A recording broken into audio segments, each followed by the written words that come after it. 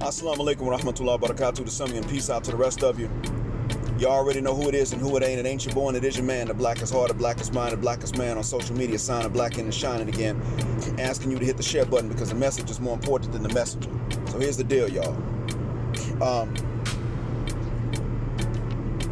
First off, in the interest of full disclosure, I wanted to give y'all some information, an update about the family. That ties into the reason for which I'm recording this to begin with. Number one, a first cousin of mine, I will not say on which side of the family, got a DNA test done. He came back 14% African. Of my cousins, he is the most recognizable as African. He somewhat resembles Future, if anything. He came back 14%.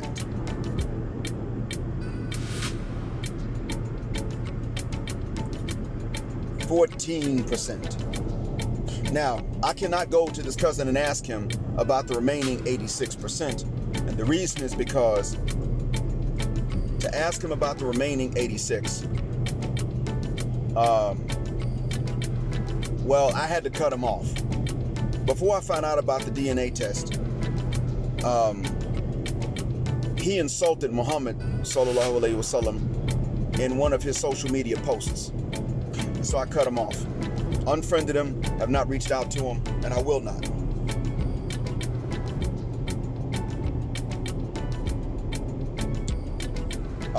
Sorry, but I had to pause because I was passing by an officer, and I'm still training.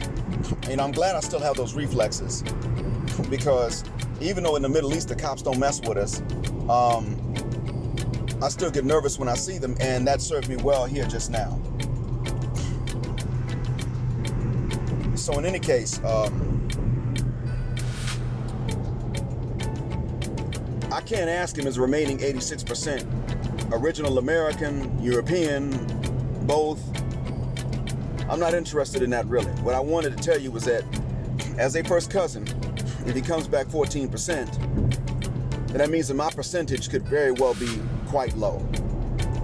It could be really, really, really low. It could be, hell, it could be up in the 70s, in the 80s. Some who are my shade have come back 87%. Could be anywhere. But this lowers the range that I would have to expect. I feel like I'd be lucky if it came back 60%. Some of you do not care, and that's okay. Some of you do, and that's okay. I'm disclosing it to you in case you're one who does care, and it means something to you. Now, that being said, my political stance is the same. Black is right. The Western European is wrong. Everyone else is somewhere in between based on their willingness to acknowledge that we're right and the Western European is wrong. That's how I determine where everybody else is. The Southeast tropical Asians are not a problem for me because they don't side with massa against us. The Arab is a bit problematic in that he's brainwashed, but he's not dangerous. The Eastern European varies. The original Americans, they vary. The Chinese and the Koreans I see as problematic because they clearly side with massa against us. The Japanese seem to be ethnocentric, period, and dropping that, so I can't identify them as a threat to us. The Turks have been very cooperative lately towards black nations. I don't see evidence of them meaning us any harm. As a matter of fact, the Turks are trying to be an investment alternative for many African nations that don't want to go into a mountain of debt to China. Hats off to them so far. But we black folks are going to have an internal conversation about what we done or did not do. Apparently, the Batwa people that we call pygmies today were far more numerous and widespread throughout the continent than what they are today. If that is true, the question is, why are they not so much anymore? They didn't kill themselves off. So, did they pass away due to germs that we passed to them and did not know? Making it a case of not only unintentional but unaware manslaughter on a mass scale, or did their women get overwhelmed by the height of our men and come running to us and having our children, and they just blended into our population? Well, I don't hear about a lot of Batwa DNA in many of us, so I don't know how often that happened, what percentage. But we're going to have to come up with an answer as to why they're far less widely spread than they used to be. That's not all. See, I know that they used to be, at one point, you could travel up the Nile against its flow into the interior, and you would have found Batwa people, because some of them were brought before the Egyptian courts.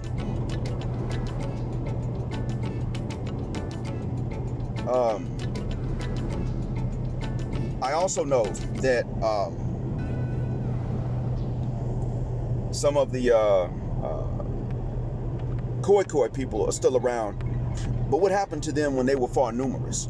I know a lot of that had to do with diseases, but what else?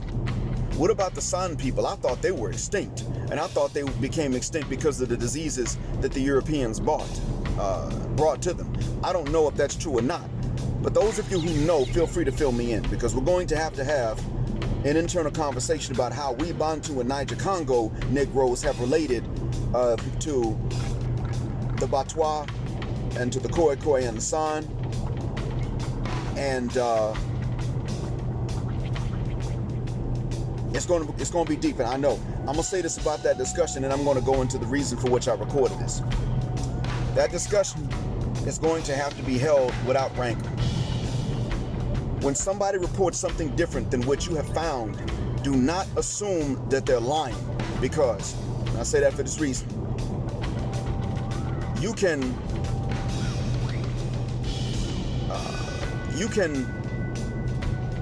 notice a particular treatment of them in one region of Africa.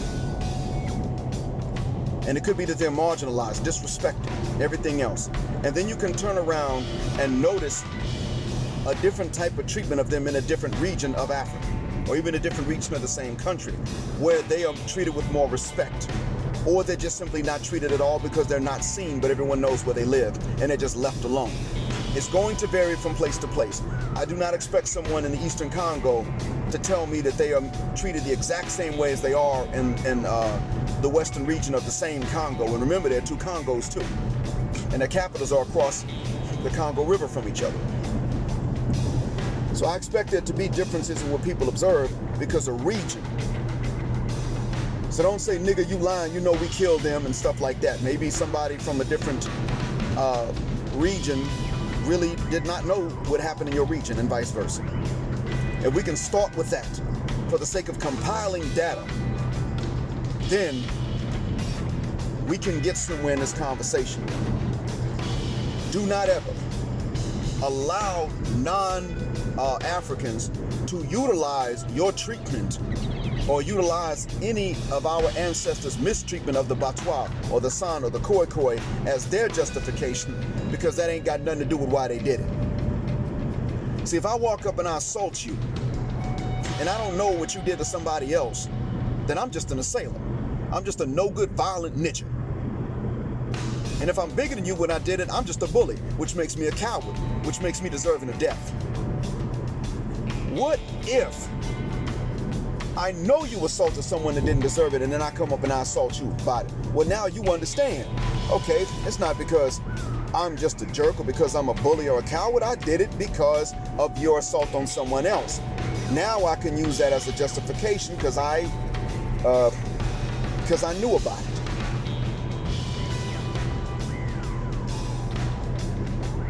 It's the same thing here. Don't let the Indian, the Pakistani, the Chinese, the Korean, the Western European, any Arab, any Persian or Afghan tell you that the way your people treated the Batwa is why you're getting this now. No, that ain't it. That's not why. No, it's because you got a problem with a melanin count. Now I'm going to segue into the reason for which I'm recording this. The reason is, my reason for recording this is that Dr. Professor Hasan Johnson, shout out to him, brought up a study to us. And this study told us a lot. We black men have been blamed for being colorist and obsessed with light skin and mixed women. And in reality, what I've seen is the brothers talk crap about whatever it is that they like. But for the most part, brothers ain't really obsessed with one over the other. And really, sisters won't give brothers a chance unless all the other women want them. Want that same brother. We know that. So I'm gonna say this to say that if brothers are really as obsessed as sisters say we are, and they're so nonplussed about and non-biased about black men's complexions, they just like black men and that's all they're attracted to. Let me ask why it is that black women were more concerned about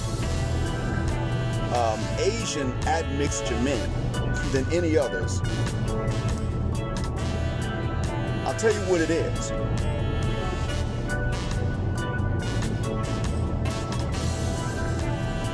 You see, we already know that black admixture men are not what sisters are going for. Now, I didn't say that's not what they want. I said it's not what they're checking for. I apologize. That was bad English. Black admixture men are not for whom sisters are checking, even if they want them. Black admixture men are the ones for whom sisters don't check, and the ones whom sisters will even pull each other away from. I'm gonna put it to you that sisters actually want whatever doesn't want them, or whatever they think doesn't want them. They only get upset about black men not being with them when they think it's because black men don't want them. That's all. They don't care about anything else, really. When they think that black men don't want them, they got a problem. When they know that black women don't want black men, they don't care. They justify it. Well, I understand. It makes sense. No, not really. But it's just something you're allowed. You're allowed to prefer a man over another man. Now, I'm saying this as a man who may not be considered black anymore. I'm saying this as such a man. It is okay to prefer one man over another, but it does not necessarily make sense when you don't prefer black men over, or rather when you prefer other men over black men. But more so when you prefer men who are oppressors or oppressor sympathizers over black men. A few years ago, I would have said that the black women and the Palestinian women have shown the most loyalty to their men of all ethnicities of women because they're oppressed and yet you don't see them going to the men of their oppressors. I would have said this.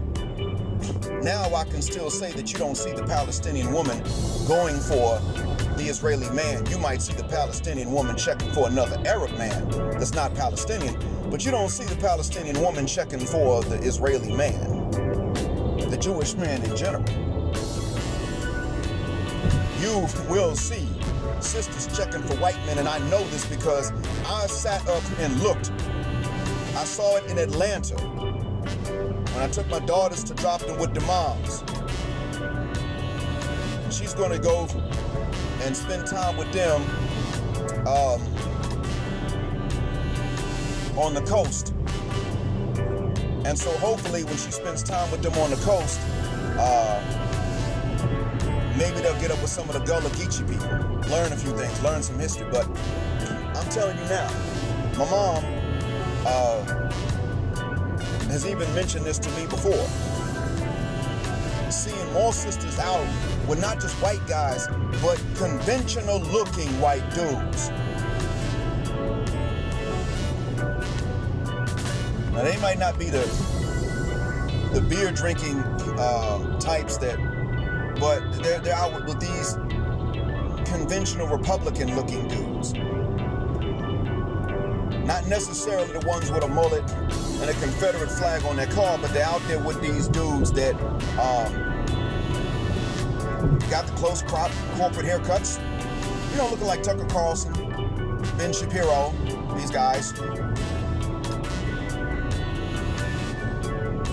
May not be the type waving the Confederate flag around, but they're certainly, well, they're well-to-do.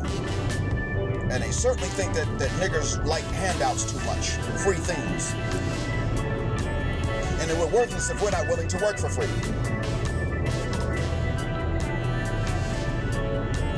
They may not have Confederate flags on, but they still got Trump supporter bumper stickers on, still to this day.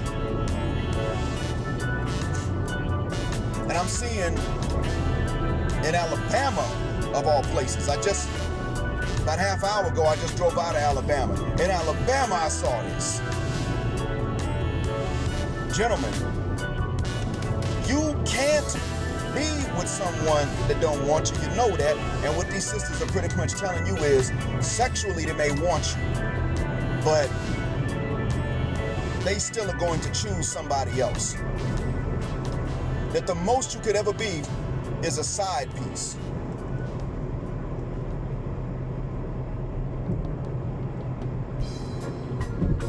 That's kind of what they telling you. And a lot of brothers out there willing to be that. A lot of brothers out there willing to stop and say, okay, you know what? I'll be the side piece.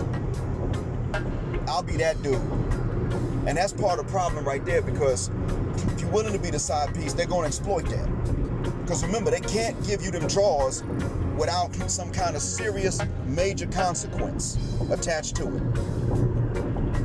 They're just not capable of that. And even if their feelings don't get into it, they still have to look at you and say, well, what did he do for the draws? And be able to say that if you say that you either did something that was above and beyond, or that you suffered something, one of the two. It's got to be that. Because it's not that they can't separate sex from love, it's that they don't think you should have that convenience. That's what it is. Of separating sex from something very, very, very, very stressful and high to pay for it. That's what that is. Even if they don't want to have your baby. If you also ain't trying to have no babies and they get pregnant, they're going to keep it. Why? Because you don't want it.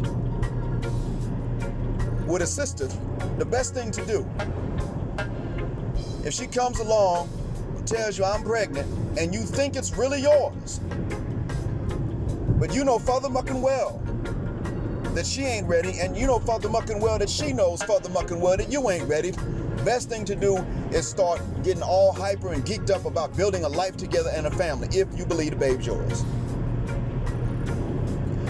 Because if she sees that you thought you were never going to have a child and now you're ready to, she's going to look and say, well, this baby's something he wants. Hell, I'm going to go ahead and get rid of it. And as if she's even pregnant. Because, again, gentlemen, even this study showing you that they're more concerned with racial admixture in men than black men are concerned with this in women is because they're at war. Even the way they are concerned is a way in which they are at war with you. That's all that is. They are at war with you.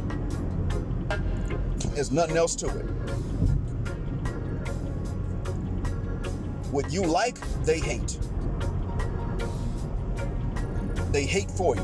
What you hate, they want for you.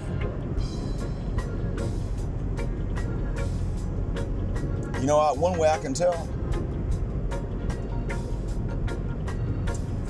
and I'm not going to be doing this, obviously. I can't. And the fact that I'm telling you about the existence of such that I know is even more reason I cannot turn around and do what I'm about to tell you exist. But you see, right now, there is a Caucasian escort somewhere in this vicinity who, for $80, will let you cream pie her. That's the funny thing. shout out to the brother that told me about this, because he was making a point in an argument when he brought it up to me. And then he showed me the screenshots and sent the link so that I could match the screenshots to the site myself to prove to me what I was not willing to admit before. That in fact, that in very point of fact, as much as that Western woman is at war with her man in general, white or black, that white woman is actually less at war with her man than sisters are with black men.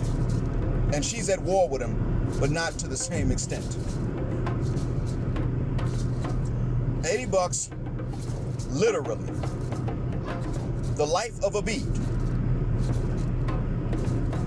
Almost. You all might have seen that that meme. You know, after he mates, he dies. Honey, nut, Cheerio. Yeah. Or literally, like that off-brand, not quite Nutella brand of chocolate dip, nut and go. Literally. Pay, play, and fly away. Literally. Now, I'm not saying that you should do this. What I am saying is that you know furthermucking well, it ain't like that with most sisters. If it's gonna be like that with sisters, it's gonna be some drugs, it's gonna be something. Usually it's gonna be something where they got a disease. And if they don't have a disease, they're trying to get pregnant. But it ain't just gonna be you find some stress relief and you don't find more stress than what you relieved. And I'm not encouraging fornication. What I'm telling you is that a lot of you brothers that are married to sisters know that sisters for $80 would not even try to provide you half of that relief. They just wouldn't. They just don't think what's the reason? It's not because they don't find relief, it's because they don't think you should. Again, it's war. That's what it is that I wanted you all to understand. Everything about what they're doing, everything about their preferences is a war to genetically wipe you out from the next generation, but not only that, to financially clean you out so that they can raise the next generation. That's it. And stress you out in the process. That's why it is that Western women in general, even especially while married, act like they hate sex and probably do hate it. That's also why it is that sisters give you some of the most attitude. And how do I know? Well, one of the ways I know is because there are a lot of things that I'm really not into.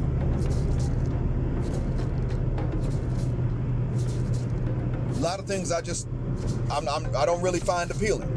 I'm not into threesomes, to name one of them. Now, granted, that's not permitted in my faith, but I still don't find that appealing. I don't even know how you trust, especially if you don't know the women. How do you trust them? You busy with one, what's to stop the other one from going through all your valuables and everything else? Or just getting a weapon with which to rob you? I don't understand it, but the point I'm making is that I ain't into that. The things I'm into really don't involve a whole lot of work for the women. But I know that the Americans, the Western women, come with an attitude no matter how little you request of them. If you're like, look, let me make you come, then you bend over for me. And it ain't that much work for them. They got attitude. It doesn't really matter how little you request. They come up with an attitude for it, period. Because at the end, they have a problem with you being satisfied. Now, some people say, Black man, how come we don't talk about money? Well, I'm not qualified to. Money gets up and runs from me the same way it does from anybody else, and I'm not an expert at catching it. The only formula I know is get a skill, do it well, raise your prices accordingly as you get better at it, and save. I don't know much about. I can't understand how to invest in cryptocurrencies because I can't even understand all the the terminology. I don't know what separates one from the other. I just don't know. What I do understand is that what happens in the society is highly dependent upon what happens inside of. What happens in the society is highly dependent upon what happens inside of its homes.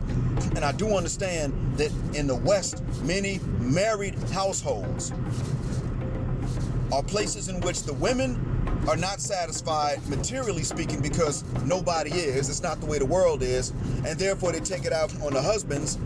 And even if they are materially satisfied, they find another dissatisfaction to justify what they know they should not be doing.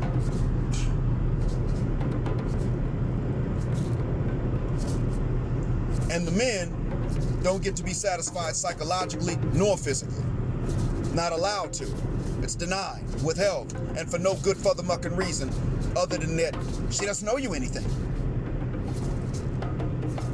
But the minute you tell her to fit the guck out your house and go find another roof under which to sleep, because she can't bend over for a quickie or for a marathon, whichever one she likes the most, all of a sudden you owe it to her to take care of her. Understand this, gentlemen. Blue Jasmine's attitude is the Western attitude. Blue Jasmine is just the one that came out and said it. Her attitude is the Western Sistas attitude, especially. Now, the Western white woman wants that, but may not always expect it. The Western sister, while not expecting it, is beginning to demand it. That's what she has in common with Blue Jasmine. And that's because Blue Jasmine is at war with you. She wants to clean you the F out. Financially. She's still going to want a baby and she's going to catch baby rabies. And at that point, she's going to want that man that she never asked for anything from because she just wanted to do him anyway, to do her anyway. And you know what she's going to say. She's going to talk dirty to him, lock her legs behind him, not let him pull out. Tell him she's on the pill. She just needed the stress relief. And then turn around and use your money to raise that other man's. That's what she wants to do. Dual mating. As a matter of fact, if she could, really what she's saying is I don't even want dual mating. I just want your money and his junk and his baby, and that's it. And I demand it, actually. I don't just want it. Hell, I demand it. You owe it to me. Because I gave you a little something when you weren't my first type anyway. That's what it comes down to, gentlemen. It's war. Even their colorist preferences are war. I think I got the point across. Thank you for listening. Sorry for being so long, but you know I've been absent for a while, and my next one's going to be long too. Black art, black mind, black out, assalamu alaikum, or black heterosexual non-select male power just because they don't like it. And black patriarchy until extinction or judgment day. It's a war. Fight to win.